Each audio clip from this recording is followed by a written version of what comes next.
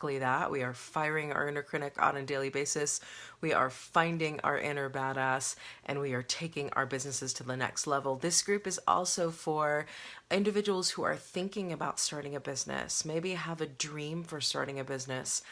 Maybe don't have a dream for starting a business, but you know that your current career path is not scalable. It's not going to take you to security and financial freedom and to multiple streams of income. So at some point, you know that in order for you to feel financially free, financially secure, you've got to do something different. You just don't know what that difference is going to look like and how a business is going to help you do that. Wherever you are in business, this is a powerful Facebook group to belong to. And if you're watching this as a YouTube video, I'm just going to say request to join the private Facebook group. You can find us on facebook.com/groups/fire your inner critic. And if you're in the group and you're watching this and you have a friend and you know somebody who has been talking about starting a business for forever and has not, send them to this group so that we can support them, so that you can support them. You bring a lot of wisdom and knowledge. This is not just about a group where we're going to do this training and you're going to get talked to. This is really a group where we are here to support and share with each other because, you know, we lift as we climb. We lift as we climb and we're better together. And at the end of the day, we're all in this together. So it's so important to understand that the community we create is really the power that we have to remind ourselves and to remind each other who we really are, which is why I do these 4 a.m. FB lives before I lift weights and work out and go on my spin bike. So this morning, hi everybody, I hope I said my name, Cassandra Von Worsley. I want to talk about the 3 tools of the inner critic in business. Now, these 3 tools apply to any area of your life where the inner critic is operating, but these 3 tools are pretty freaking powerful. And so it's important to know what they are. It's important to know how the inner critic uses it, especially when you're thinking about starting a business or you're wanting to scale your business and take it to another level. These tools are the tools of the inner critic. So I'm going to give you the 3 tools and then we're going to talk about them. So tool number 1 that the inner critic uses to, from its perspective, keep you safe, but from your perspective, keep you stuck. First tool is self-doubt. We're going to talk about that big time. Second tool is indecision. And the third tool is inaction. So the 3 tools that the inner critic uses: self-doubt, indecision, inaction. And we're going to talk about what that looks like. So we all know self-doubt.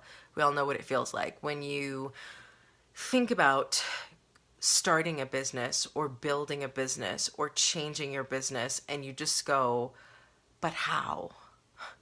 But how is this really going to work? How am I really going to do this? How am I going to find the resources? I don't know what to do. I don't know how to start an LLC. I don't know how to get clients. I hate sales. I mean, I could give you every piece of self-doubt that the inner critic is going to use against you, but self-doubt is the number 1 tool of the inner critic. Why? Because the moment you get stuck in the hows, you are out of the now.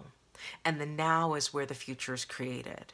So the moment the inner critic can get you into a place where it goes, you don't know how you're going to do this. Like, how are you going to do this? How is this going to work exactly? You've never stuck to anything for very long before. What's going to be different this time? The moment the inner critic can get you into a mindset of how, you are no longer fully present to this moment. You're no longer putting whole mind and present action. You're no longer doing all of the work. And that's where you get stuck. So the self-doubt thing is something that oftentimes we go, well, you know, I have real issues with whether I can do this because I've never built a business. Well, you know what? Before you never rode a bike, you'd never ridden a bike, but you figured it out, right? It's really no different. You think about being a small kid and trying to figure out how to ride a bike and all the scraped knees and all the potential for hurting yourself, to that 5-year-old, to that 4-year-old, to that 6-year-old who's getting her training wheels taken off. That is a huge deal. Like, what if the training wheels come off and you flip on the sidewalk and you bang your head and you go to the hospital, right? So we all have self-doubts when we're moving into something new and when we're doing something new. So self-doubt is going to exist whenever we're going from one level of our lives to the other. But what the inner critic likes to do is position self-doubt as if it were fact, as if it were true, as if it were certain, and as if there was no room for growth within it. But when you shift self-doubt to self-inquiry, when you shift from how am I going to do this to how can I get this done, the game changes. So self-doubt is one of the tools of the inner critic. Here's the second tool of the inner critic, indecision.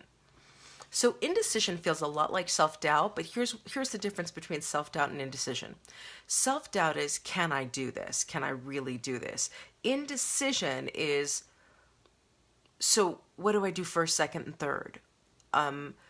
I've got this great plan, but how do I make it happen? And am I really ready to make it happen? And if I'm not really ready to make it happen, then should I really be doing this first? Okay, I'm going to try to do this first. And then you back off and you go, no, that's not really the right way. Let me go this way. So there is a lot of what I call SOS, shiny object syndrome, in indecision. So self-doubt lives in the head. It is the thinking space of uncertainty. It's focusing on the hows, but there really isn't a lot of action to that inner critic tool. Indecision has a little bit of action mixed in with a lot of being in your head, and indecision really is taking one step, then going 2 steps back, and then taking another step and going 3 steps back. And so indecision really is doubting the plan that you've developed once you've gotten past self-doubt. Indecision is also about, and this is really important, it's also about not feeling worthy. So the way that the inner critic, once you get past self-doubt, once you go, you know what, I'm going to figure it out. Everything's figure outable, as Marie Forleo would say. Once you get past self-doubt and you start taking action, the inner critic then pulls in indecision, because indecision becomes, am I really ready? Like, I have a feeling I can do this, which is why I got past the self-doubt. But indecision is, am I really ready? And what can I do to be more ready? And so here's the deception of ready. The inner critic loves to tell you that you need another degree, another certification, another year, another 6 months. You need to be mentored by one person in the industry specifically. You need to go to this many conferences. The inner critic loves to have you feel unworthy where you are and put you in a position of where you need to feel like you need to qualify in order to even take the next step of where you are, which is why people do a lot of this pivoting between, I got to do this training and that degree and that degree and this. And before long, they have 10 degrees, they have 5 certifications, and they're no farther in their business than they were before. And meanwhile, you got Bill Gates with no degree, building Microsoft, still testing all his stuff out on us, and we pay for it. See what I'm saying? Like, Bill Gates has figured out that all of that means nothing when you just sit down and you say, this is what I want, this is what I'm going for, I'm going to figure it out as I go, I'm going to fail a lot and that's okay, I'm going to test it out on people and have them pay for it, right? And I'm going to do the damn thing. And so indecision is another tool of the inner critic. The third tool of the inner critic is inaction. So there comes a moment where you are building a business. So you've gotten kind of past self-doubt, even though it comes and goes. And you've gotten out of this whole indecisiveness thing. You feel comfortable in a training program. You feel comfortable with, building a blog. You feel comfortable with doing some webinars to sell whatever you're selling. You start to get sort of a little rhythm into beginning this business. You're taking a class or you're feeling more confident about your ability to do this. And then the next level gets presented to you and you don't know what to do as you're starting that business. So you start a blog and then somebody comes to you and posts a comment on your blog that's kind of haterific. Or you take a course on starting a business and you do everything they told you to do and you're not getting any sales. Or you have this amazing business that you want to take to the next level and you start to do next level moves, but you're seeing no action. You're sending emails, nobody's reading them. You're making offers, nobody's taking them. And then all of a sudden you go, and this is where the inner critic comes in with inaction. You go, all of this was for nothing. You go, nothing I'm doing is working. Nothing I'm doing is moving. Nobody's saying yes to my offer. That must mean that my offer isn't good, that I'm not good, that I'm a dime a dozen. And then you go into this place in business called, I'll call it the twilight zone, but you just stop. You go, what is this for? I'm busting my butt. I'm doing all this work. Nobody's paying attention. What is this for? And then you go into this space of, I just need to take a break. And I'm speaking from experience because I did this. I did this with independent filmmaking. You just get to a point where you fail so much and you put so much in that, and you're not seeing any returns for a series of months. You just stop. You just go, this is driving me crazy. I need to stop. I need to breathe. And we use the excuse of, I need to stop. I need to breathe. I need to really think about this. Maybe this isn't for me. I just need a break. And then the break becomes an abyss of being stuck. It becomes a place where now the longer you stay away from taking action, the more you're buying into the self-doubt, the more you're buying into indecision, the more you're doubting whether you could actually do this business. And so what you convinced yourself was a break now has become a breaking away and a breakdown from being all in your business. And so the inner critic loves these three tools because they kind of work together. They're siblings in a way.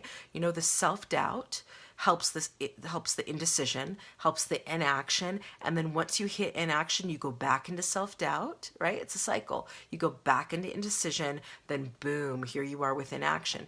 The key to not being susceptible to the three tools of the inner critic, because again, the inner critic's goal as part of your internal family is to protect you. The key to not being susceptible to these three tools, you know what the key is? It's a really simple thing.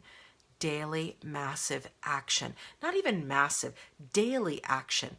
You just say to yourself, regardless of the self-doubt I feel, it doesn't matter that I don't know exactly what to do next and I don't have a full-fledged plan and I haven't been to every conference, regardless of my desire to pull back, not share my gifts, and hide out from the world like a turtle underneath its shell, I'm not going to give in to that. I'm going to take the next step afraid. I'm going to do the next thing I can do. It doesn't matter if nobody reads my emails. It doesn't matter if people don't go to my website. I'm going to figure this out. And until I do, I'm going to be committed to my commitment, which is starting this business. That's the simple answer to those three tools. Action. Simple, daily, the next step, action. And if you keep doing that, see, even simply taking the action is done in the spirit of faith. Because when you've got self-doubt in your head and you've got indecision on your plate and you've got inaction as the go-to of what you want to do, it takes faith to take the next step afraid. It takes faith. So it really is a combination of having enough faith in the process, in you, in your talents, in your gifts, in your calling, having enough faith to just simply get up every day and take the next simple step. There it is. It's really, there's no secret here. The three tools of the inner critic, especially in business, is self-doubt, it's indecision and inaction, and the answer, the solution, is to simply get up every day and take the next step, one step, and have the faith to do so day after day after day. There it is. So thank you for watching. Please comment with questions. If you're watching the rebroadcast, post your questions in the group that you have about this. What do you struggle with when it comes to the three tools of the inner critic? Do you struggle most with self-doubt? Do you struggle most with indecision? Do you struggle most with inaction? Post your comment as to what you struggle with most, and here's the other thing I want you to post.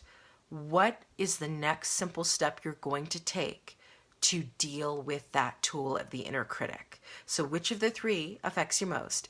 And what is the step you're going to take today to deal with that and to show yourself that you have faith in the journey? You have faith in building your business. You have, even if you don't know how, even if you don't think you're all the way ready, what is the next simple step you're going to take to overcome the tool of the inner critic? All right, everybody, I will see you tomorrow morning at 4 a.m. Again, if you're watching this on YouTube, join us, facebook.com/groups/fire your inner critic. I will see you guys in the morning.